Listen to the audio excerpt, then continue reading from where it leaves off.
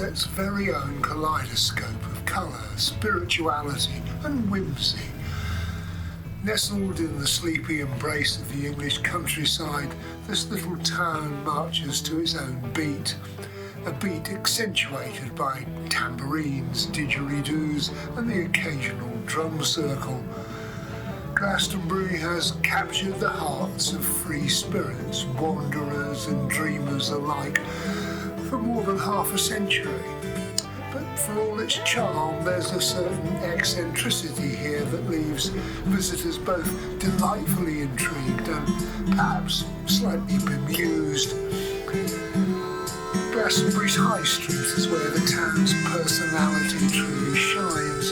Here, it's hard to draw the line between a shopping trip and a spiritual pilgrimage. There's the scent of burning incense and other weeds drifting out of crystal shops where shelves groan under the weight of amethyst geodes and quartz towers. Herbal apothecaries hum with promises of remedies for ailments you didn't even know you had. And if you're in the market for a good dream catcher the size of a hula hoop or a tarot deck illustrated by an obscure mystic artist, well, this is the place. Of course, every shopkeeper here has the best organic remedy or a direct line to ancient wisdom. Even the Christians have got in on the act. But who are we to argue? At least the packaging is biodegradable. And the people of Glastonbury are as much a part of the experience as the town itself. Residents range from lifelong hippies who found their home here in the 60s to modern-day nomads in search of community and connection. Van life dwellers park their campers in the car parks, their solar panels glinting in the sun as they brew kombucha and tinker with their handmade crafts.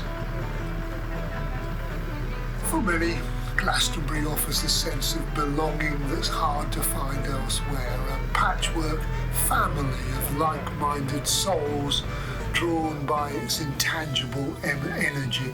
It's a place where strangers can strike up profound conversations about chakras and ley lines at the drop of a wide-brimmed felt hat.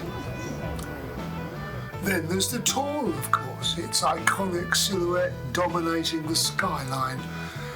Legend has it this hill is the gateway to Avalon, the mystical isle from Arthurian lore.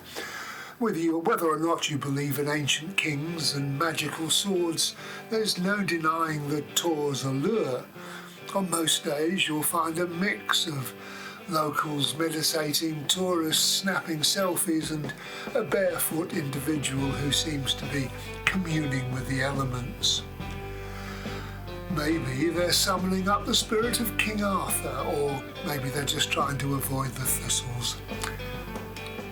History, too, has left its mark here. The Abbey, once one of the richest in England, is now a hauntingly beautiful ruin. Some claim it's the final resting place of Arthur and Guinevere, a claim that may or may not have been a medieval marketing ploy to boost pilgrim numbers. Either way, it adds up to an air of mystique, adding to the town's already mythical reputation. Back on the High Street, the atmosphere is electric with creativity. Street performers are a staple here, from fire jugglers to harpists to a man who appears to be playing an electric flute by sheer willpower alone. And if you're lucky, you might stumble upon an impromptu drum circle. But be prepared to stay a while. These jams have a way of stretching on indefinitely. And if you need a break at the cafes and even the pubs here are as quirky as the town itself. Forget your standard cappuccino, it's all about turmeric lattes, oat milk chai and herbal teas, all with names like Zen Warrior and Moon Goddess Brew. And of course, they're served alongside gluten-free vegan brownies that taste, well, sort of virtuous, I suppose. You might leave hungry, but at least your chakras will be aligned. For those who've truly embraced the Glastonbury lifestyle, van life is a bit of an art form, and these aren't just any old campers. They're rolling sanctuaries complete with handmade tapestries and enough solar tech to power a small village. Their owners speak of freedom and simplicity, although the occasional for sale sign suggests that not everyone is cut out for living off-grid. Still, there's something undeniably enchanting about the idea of waking up to the sight of the Tor above the rooftops from your camper window. And of course, we can't talk about Glastonbury without mentioning that festival. Whilst it's technically held just outside the town and costs a fortune and is a very middle-class operation these days, its spirit echoes through the streets year-round. Music, art, self-expression, these are the lifeblood of Glastonbury's identity. And even when the stages have gone, you can feel the rhythm in the air. So, what is Glastonbury? A haven for free thinkers, perhaps a relic of the counterculture movement, a tourist trap wrapped in hemp and sage smoke.